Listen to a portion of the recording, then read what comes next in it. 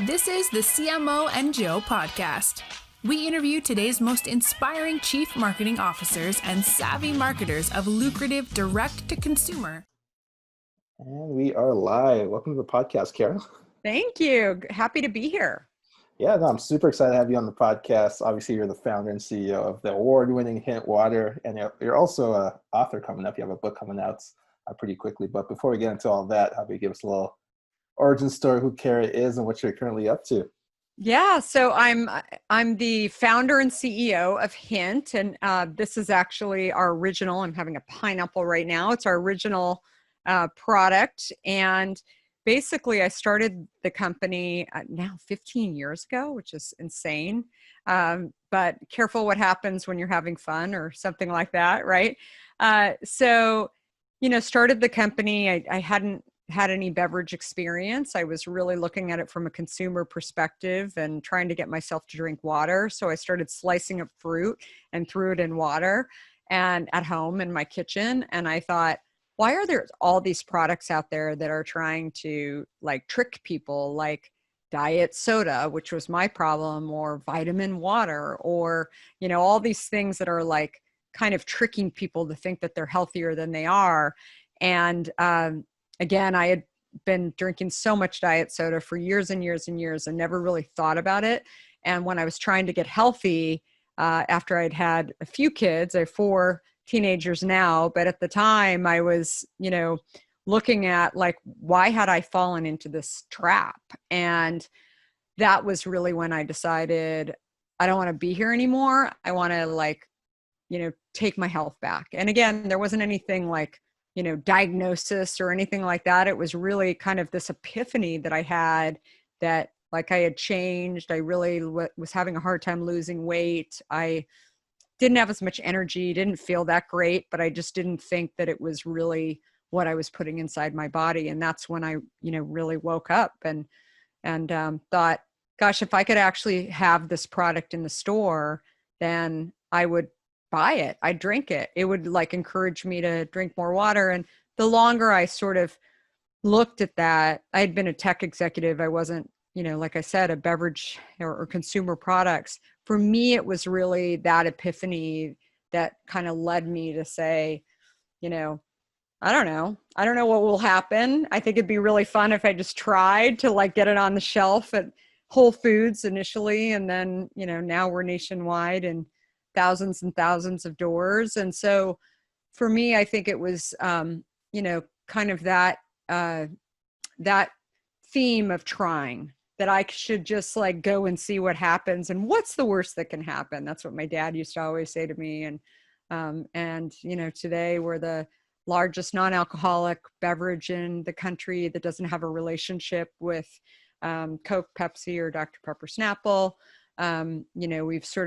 We never knew the rules. And so we've sort of like just made stuff up as we went along to kind of grow it into, what we are today. And so that's the backstory on it. That's really awesome. As a former athlete, I always look for healthy alternatives to pop. And my fiance loves Hint, and she always raves about it.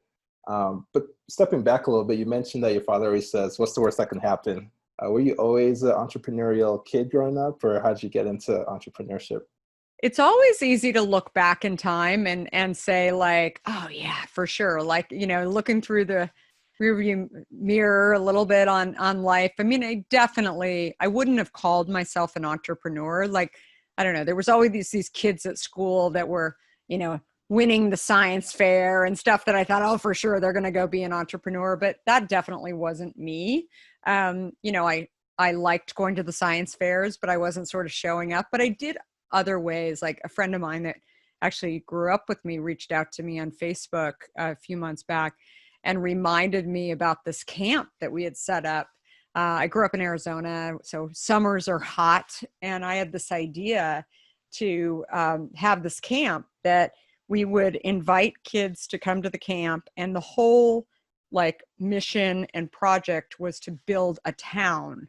And like I called her and I said, Robin, like we're going to build a town and we're going to invite these kids and we'll charge them $5 like a day to come to this camp. And the town will consist of these large like cardboard boxes that you get at the grocery store that had, sort of housed the toilet paper and the paper towels, and we'll get a bunch of those boxes and then we'll build these things and it'll be so much fun and we can color them and, figure out ways to put them together and whatever. And so she was like, okay, I'm game. And then she was like, okay, so how are we going to get the people? And I'm like, oh, we'll just make a sign and we'll hold it up like on the street corner. And she was like, okay. And it like worked. And so I had sort of forgotten about it, but there were all kinds of crazy stories like that come up along the way, especially through social media, where I'm like, oh my God, I remember that now. Like it all comes back, to haunt you. Right. But I think things like that, like, I don't know. I never really knew what I was doing and I was sort of okay with that. And but I would make stuff up. And I think my big, kind of motivation there, I was the last of 5 kids and I had brothers and sisters that were, I had a sister and brother that were 2 and 3 years older than me. Still have a sister and brother that are 2 and 3 years older than me. But then I have this like almost other set of my family that is 15 and 16 years older. And so they had jobs, they were off doing their thing. And I'm like, they like have all this money, right? That they can go, it wasn't a lot of money, but back then to me, it seemed like a lot of money where they were working. And I was like, 8 years old. And I'm like, why can't I work? Like, I was like, that's not fair. And, and so that was me as a kid. And I think, again, there's, I talk a little bit about that stuff in my book. I have a copy of it right here, Undaunted, Overcoming Doubts and Doubters. But the real core of it really stems, I think, from feeling like people always ask me along the way when I've been building Hint, did I ever have doubts, or they assume that I never failed or really had no fears. And I thought, if I can actually share with people that not only do I have doubts and not only do I have fears, but the best like athletes do.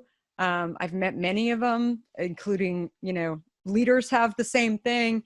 Not only entrepreneurs have these issues. And so things like that, where I feel like if I can actually debunk this myth about, successful people don't have doubts, or, they never have fears or failures, then that will hopefully like set people on the right path to go and do what ultimately they're meant to do. No, I love that. I love that, Kara. I mean, a lot of our listeners are aspiring entrepreneurs or even entrepreneurs themselves. But I know for me personally, I definitely suffered from, or still suffer from, imposter syndrome and doubts and the little voices in your head about, oh, you can't do this, you can't do that. So it's really refreshing to see somebody as successful as yourself kind of go through the same process. You mentioned a book. What's maybe one example of maybe a doubt or some doubters and how'd you overcome that? Yeah, so many great examples of that. But I think just actually launching the product. And, when I didn't have beverage experience, and I, sort of knew that the place where I bought my drinks was at the grocery store. And so I went into the grocery store and, started talking to people that were stocking the shelves, or I saw people like they didn't look like they worked at the store, but maybe they worked for one of the brands, and started chatting with them.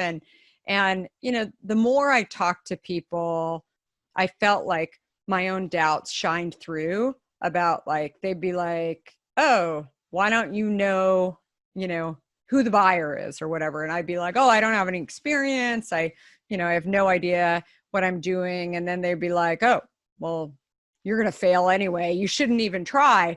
And so I would almost set them up to doubt me too. And then what I realized is that they don't know anything more than me, right? Like they're just like, they're working for some big brand and somebody that's gone out and done something.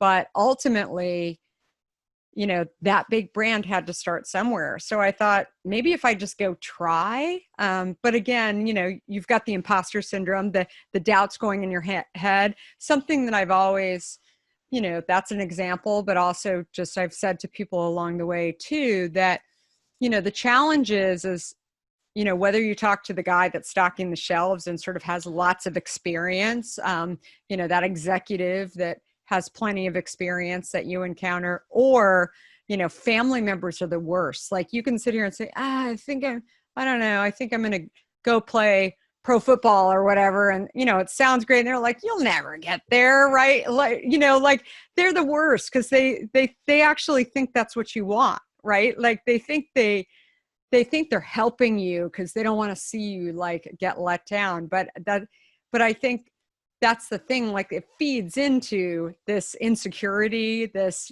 fear of falling, right? All of those things along the way. And so, I think that the difference between people that are really successful and the ones that, have really like, have decided that they're going to just go and do something is the fact that they do go try, and it doesn't mean that they don't have these failures. It means that they figure out how to get it in check, right? And move forward. And that is the, over and over and over again, the things, everything from, that story and actually getting a product on the shelf at Whole Foods to getting my first job. I mean, there's a story in there about, I wanted to move from Arizona to New York, and everybody was like, how are you going to do that? Like, how are you going to make that happen? And I said, well, I'm actually going to get on a plane and I'm going to land in New York. And,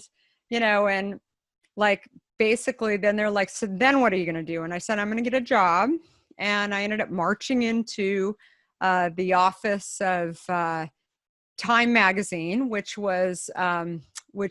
actually owned Fortune and a few other magazines, Sports Illustrated. And I really wanted to work for Fortune magazine. And again, it was in the Time Life building. And I thought, there's a million people who would tell me, oh, well, you'll have to send a letter, you'll have to do all of these things. And I said, can I actually go into the building and maybe see if there's any job openings? And people are like, that's not how you do things. And I'm like, oh, well, why not?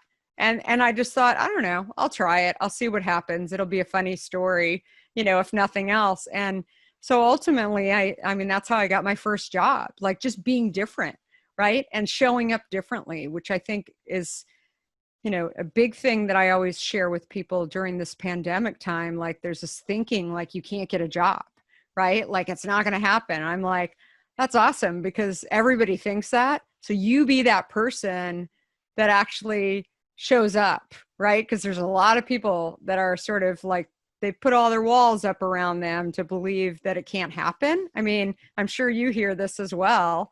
And it's like, you gotta try. Like, I think there's no better time to build a business during this time because, people are so afraid. The majority of people are afraid to actually move and actually do something, because everybody's telling them not to. And so anyway, I think those are just a couple of stories of kind of how I've thought about it. Absolutely. I really love the message, Kara. I mean, just go for it. Like what's the alternative? If you fail, just bounce back and keep at her. But from your perspective though, how have you been able to manage to get that thick skin and really have that resilience to keep going, even though in spite of failures and challenges along the way? I think the interesting thing that I found is that it's, if you remind yourself every time you fail, right? I always think that there's so many stories, and I guess it's the older you get too, you have stories of failure, but then you go, I never think that like the dark days really will last forever. Right. And I have so many examples of that. Right. And so I always, this little, doubting sort of voice inside of me also will sit there and remind me about, well, the last time, like, when I built this business in 2005, we also went through the financial crisis, 2008, 2009. And that was like a really scary time for people who were doing business. And I think like, I look at the pandemic and versus the financial crisis, and they're very different in many, many ways, but they disrupt, right? Sort of the norm and what's going on, and lots of people out of jobs. And, obviously there was, not issues as much with like, flight schedules and restaurant closures and all those kind of things. But I think it's like when business changes and, clearly for us, we saw some similarities with kind of what was happening in terms of consumers like cutting back a little bit, or certain types of business cutting. So again, I think staying frozen and not doing anything during those times is actually the wrong thing to do. But if I wouldn't have had this experience and this really scary time from 2009, I think like I wouldn't kind of have the confidence to do some of the things that I've been able to do now. And I think like that is again, I think it's like easier when you sort of experience these things, but also I always encourage entrepreneurs now who are, going through this really scary time right now to, try and figure out like, what did you do right since March? Like, what moves did you do wrong? Like, what, and even if it's just to yourself, like kind of having like, worst case scenarios, set up for the future too, that if this were to hit again, like what happens, right? Are you manufacturing, for example, in the US, or are you affected because factories are on different schedules all over the world and that sort of like really crushed your business and was out of control? Like, are you, focusing on, having an e-commerce side of your business if you don't have that because we're so reliant on retailers, whatever it is. I think like there's things like that actually, when and if it ever happens again, hopefully it doesn't, but it will, something will happen, right? And again, it could be a financial crisis. It could be, many other things. And I think, that's the thing, that you just are better prepared the next time to kind of think about things and, and how you move forward. And that's really the message of Undaunted. And, I feel like if I can tell some of my stories that were really hard at the time, and now I look back on them and say, wow, I've learned so much. I'm sure you have stories like that in life where you're like, oh, I learned so much. And maybe you have even told people like, here's the shortcuts, here's what I would have done differently. Like, that's really what this book is about. And, people have asked me, like, is it just for female entrepreneurs and beverage executives? I'm like, not at all. I mean, the message that, everybody from Jamie Dimon to Sheryl Sandberg to John Legend, to, Adam Grant, have said like that it's a book that really takes you on this journey and gives you hope and inspiration. And like, also, I mean, those four people in particular were ones that said, like, we know the brand, we know you, but like some of these stories, we didn't even know, like, you were living it. Like, and some of the stuff, like getting kicked out of Starbucks, and like, that was a really big high when we got in. That was a huge low. And what do you do as a CEO when you have 6 months worth of inventory, that you like might have to destroy because you don't know what to do with it. It's got a shelf life on it. So things like that, I think there's a lot of leadership thoughts and advice in there, as well as, just overall, I think, the fact like you can pull through if you actually like just try and do better as you go through this journey. Absolutely. I really love that. It's funny, off here, we're talking about when the book comes out. It actually comes out on my birthday, October 20th. Yes. It's in the wish list. Don't I you love worry. it. But I'm curious, what sort of resources have helped you along the way? I know you talked about mindset and you're just really building that resilience throughout your journey, but what other resources have really helped you become so successful in your path? Yeah, I read a lot. Like I I think, well, multiple things. I think actually it's funny because launching a book, most people don't actually write books while they're still a CEO of a company, right? Like it's like, it's kind of a crazy thing to do. And it's definitely, time consuming and especially in a book tour. I mean, it's been a little crazy. But I will say that, the thing when I look back on running a company and doing the book tour, I feel like, there's things including like having a team, having a great team of people and my family and, just the people around me right now who are really supporting me are the same, like, those are the same topics that I would say, like, help you to actually build a company. And then I also don't discount the value of consumers. And it may sound sort of cliche, but I really think that, whenever I've had a hard day, I mean, I was on Facebook this morning looking at something and I actually hadn't been on for a couple of days, just been so busy. And, the number of consumers were saying like, oh yeah, I switched over to Hint. My husband had type 2 diabetes and got diagnosed. And this is the only thing that is keeping him away from soda. And so thank you so much. And like other people are like, oh yeah, the water quality in my town is not so great. And I, somebody handed me a bottle of Hint once and now I mail order it all the time. Like just messages like that.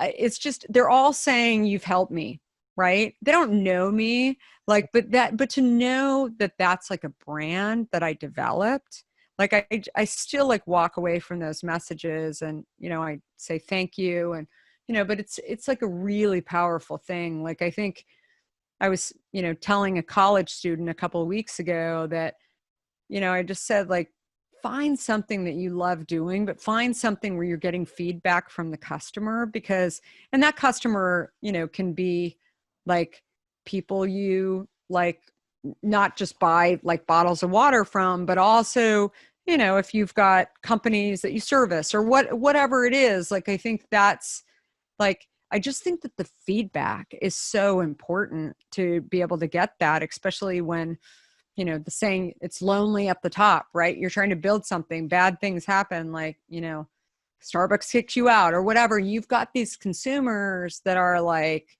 oh, I don't get it. Like I don't know, like I love your product. Like, and you're like, yeah, right. And I think like that's the cool thing. And frankly, I mean, it's the same thing with the book. It's like, I didn't write the book in order to like have a New York Times bestseller or, that was not sort of, I didn't even know I wanted to be an author. Like people kept asking me along the way, like I'd be out speaking and they would ask me stories and I would, the story about the camp or as a kid, like running this thing. And I would just make this stuff up and I'm like, oh, on the plane ride back, I should start to write that. So I was writing for like 4 years, a lot of these stories out.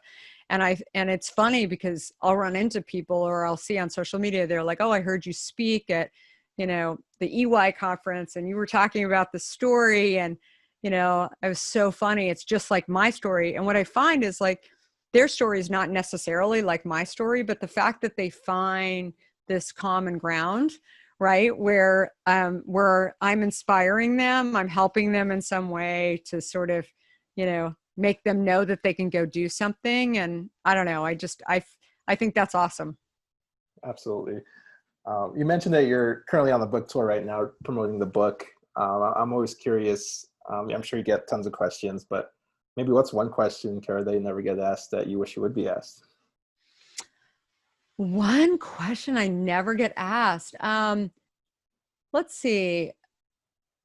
Well, I answered one of them. Like, did you always want to write a book? No, like I didn't even know until a few years ago that I think I kept hearing people like ask me like, when's the book coming out? I'm like, wait, what book? Oh yeah, it's coming out. And then I was like, I don't know, maybe I should actually get serious about doing this. That's one.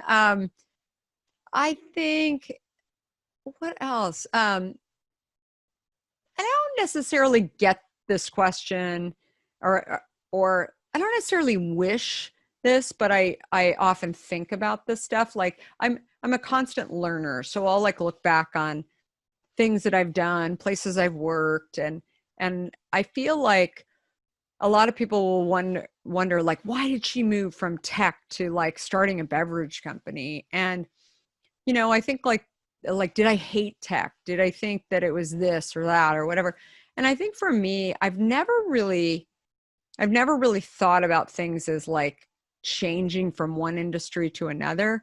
I've actually thought it was like really limiting for people to think like, okay, you're doing one thing and now you're a tech executive or you're a beverage executive. Like they're so quick to like put you in this hole, or they're like, or you're an athlete, right? Or I'm a mom, right? Like, and it's not that you aren't proud of those things. It's just kind of like, wow, you just like placed me in this box based on like something I did.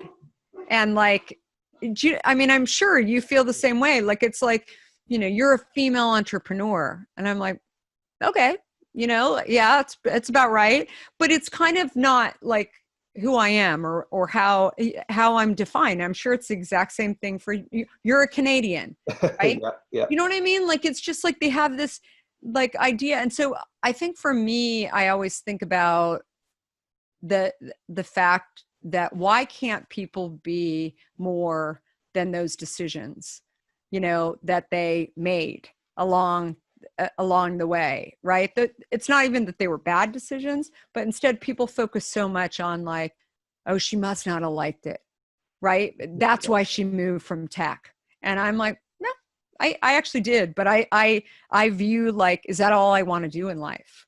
Right? It was fine. It was kind of fun. Like it was pretty, I made like I worked at AOL in the early days, grew it into $1 billion in revenue. I mean, I'm proud of it, but I also thought like, I've already done that. Now let me move on to go do something else. And I'm sure the same with you. Like you were an athlete. Like, are you supposed to be an athlete for your whole life? I mean, like, you know what I mean? Like, it's just kind of defining like that. And so I don't know, like I don't know how to phrase that exactly, but I think it's just something that I think about a lot, that I wish we weren't so quick to sort of grab onto something, that somebody, you think somebody is, I guess, is the net of it.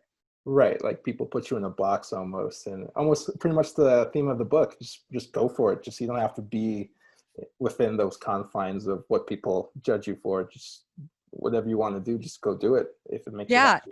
Yeah, and I think like that's it. Like I really feel like all of these areas that we get boxed into often too are good areas to be in. Maybe not all of them, but some of the, being a female entrepreneur, it's like, everybody's like, it's like, it's great. And I'm like, some days it's great. Some days it's like, it sucks, right? Like, it's like, it's hard to raise money. It's hard to like, have a family and like build a business. Like, it's just, that's the reality. And I think sometimes there's things that are so glamorized too, that I'm like, yeah, it's all that, but it's also like some days it's really tough. Right. And I think like that kind of stuff, when Guy Kawasaki read my book, I mean, he said, who in the world would want to be an entrepreneur after they like, and I said, but I'm still smiling. And I think like, that's the thing, that it's a very honest account of like, that anybody who's been an entrepreneur will recognize what I'm saying as like, oh my God, at least she can laugh about it, which you have to, right? Like I'm sure there's things that have happened to you along the way where, like you just have realizations why it bugged you, right? Along the way. And so that's the other thing. Like I always say to people too, it's, don't rule these people out yet just because they have bad days, because I think it's just, we have to tell these stories so that we have, more innovation and more entrepreneurs and more respect for, people who are doing it, even if they fail. Because, I look at people who are, in Silicon Valley. I've said this forever to my team, like, I remember looking at a resume at some point a few years ago, and somebody on my team said, oh, he had a startup that failed.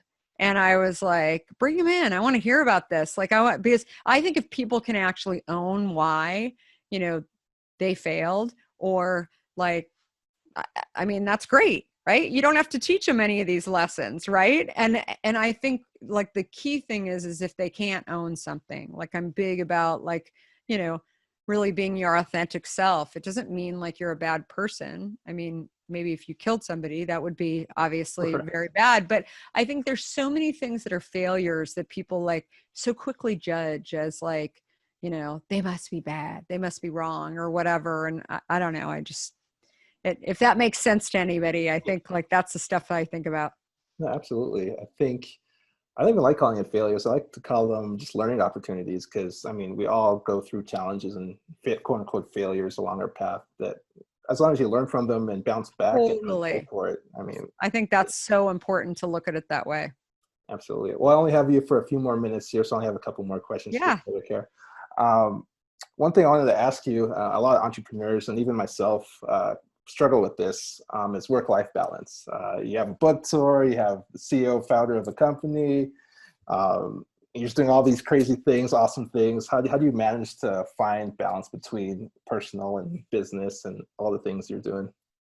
Yeah, I mean, I think exercise and eating right and, and those things are critical, right? Like, I think, I'm a bit of a mess if I don't like get exercise in the morning. Like I really notice like I'm not balanced if I don't do that. But I think it's also really finding what you're passionate about. Like I think somewhere along the way we go through school and then we think like, okay, I just got to go get a job. And maybe that's really what you like have to do in order to survive. But then I think also finding what you really enjoy doing every single day. I mean, I was talking to a woman this morning about, she had gotten internships all through college she thought she wanted to be in fashion. And so she decided to get internships while she was in college. She didn't know if she'd get them or not, but she applied, and she was going to school in New York. And so she like found these job boards and working at some of these magazines so she could feel like the vibe. And then she like said after 6 months, she realized that like she didn't want to go into fashion like at all. Like she was like, that is not what I thought. Like I was like, it was very cutthroat. It was very like, she just didn't like the environment at all. And then she ended up meeting some beauty editors and she was like super into it. And I'm like, and she was like, I felt like I had this time over like the course of my college where, they didn't care if I came in, they knew I was going to school full time. So they're like, oh, if you come in and do some writing for us, like 5-10 hours a week. I'm like, but that's so cool. Cause you were allowed to take your time, right, to figure out what you ultimately want to do and what you were passionate. And she was like, yeah. And then I got out of school and then I was basically like, okay, I know what the job titles are. I know like all this kind of stuff. And they were like, how old are you? And she had only 21, just graduated from school. So I don't know. I think like that, I love hearing stories like that too, because I think that's the, that is the ideal way where you can kind of learn on the job. Right. But I think figuring out ways that you can do that. No, absolutely. No, I love that. What's maybe something that you're proud of that we haven't touched on in the interview so far? Proud of? I think, again, going kind of into a box, like, look, I started my company when I had 4 kids under the age of 6, which is not like people still to this day, they're like, whoa, like you started a company with 4 kids under 6. And I'm like, I did. And, I think, and I think you talked a little bit about this or asked in the last question about the balance part of it. I feel like, finding your passion is one thing, but I think also the stress of like, being balanced. Like there are days when I'm not balanced, right? Something's happened. Starbucks kicked me out, right? Like you're not going to be like, I'm balanced, everything's fine. Like it's real, right? And I think owning the fact that there's going to be days, I mean, you know, like I always say to people, especially when they've got little kids, they're like, oh, I'm just like you. I have, you know, kids. I'm like, my kids, they have different stresses. They're teenagers, right? They're college students right now. They're bummed out that they're not having a real college life, right? You know, and versus like, you know, having homeschooling a 5-year-old and, you know, and when like making sure that when they are at school, they wear a mask, you know, or they get in trouble if they're not wearing a mask, you know. And again, that's not saying that you shouldn't wear a mask. I'm saying that that's a challenge, like as a parent, that I don't know, like I'm like, you know, that'd be super hard. Like, how do you make sure your kid wears a mask in a sandbox, right? Like, it's like, I mean, it's like another, right? So those kind of stresses that are going on right now in society are super real. And then you've got a boss that like, you know, wants you to be on, and right, like that kind of stuff.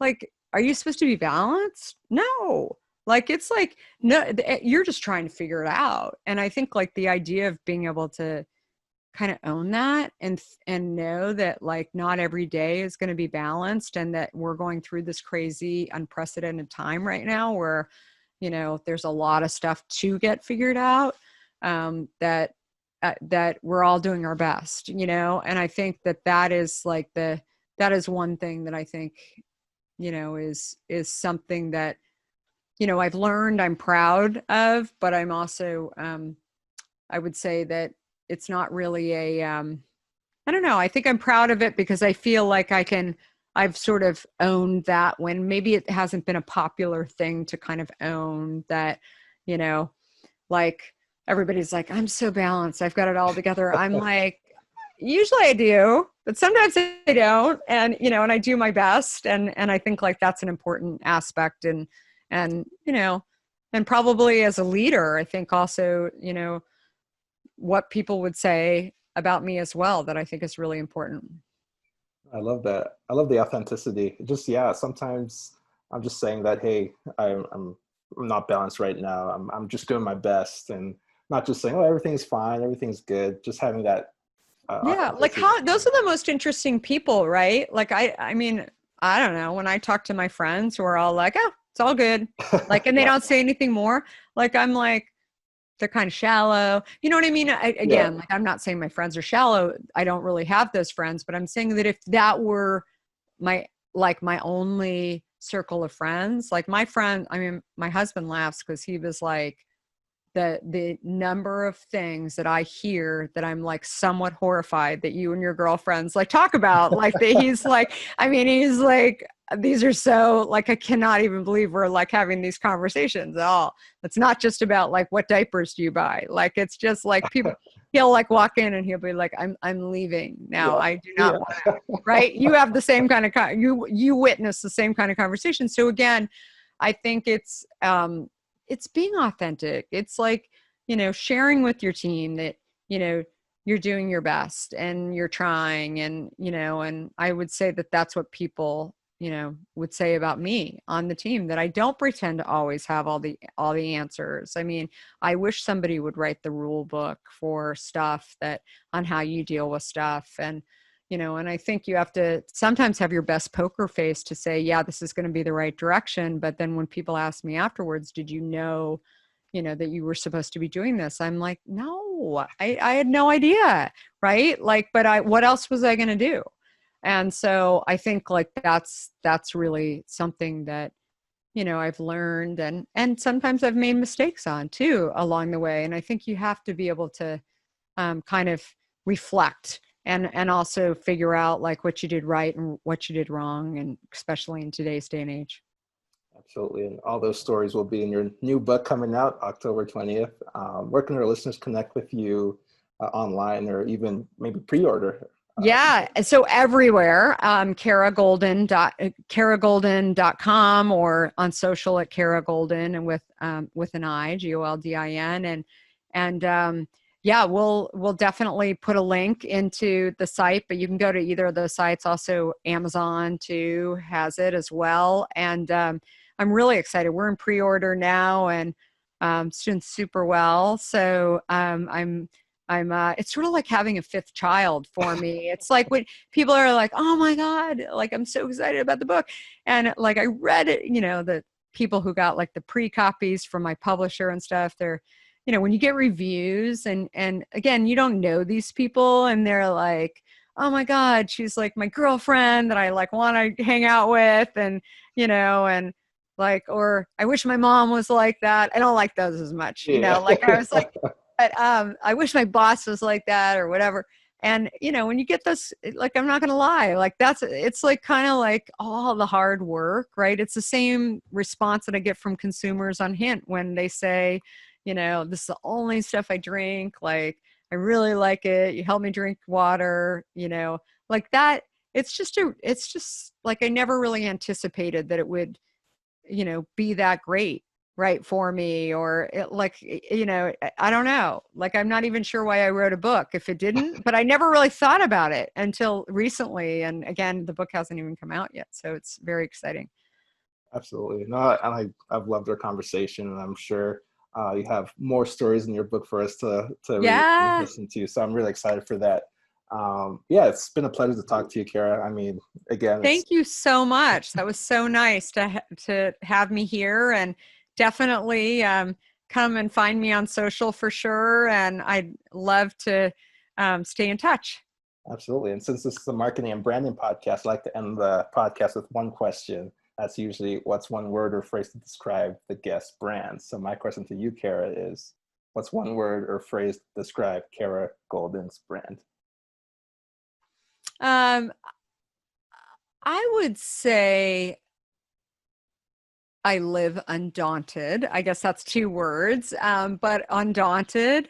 Yeah, I mean, undaunted really, I think, is probably the thing that describes me most. And I don't know, constant learner. I'm constantly, moving along, but learning as I go. All of those things, I think, are really the things that kind of make me up. I know it's more than one word, but we'll give you a pass. Yes. This episode of the CMO and Joe podcast has ended, but be sure to subscribe for more business strategies and tactics to help you create the profitable and successful business you've always dreamed of. And don't forget to rate and review so we can continue to bring you the best content. See you on the next episode.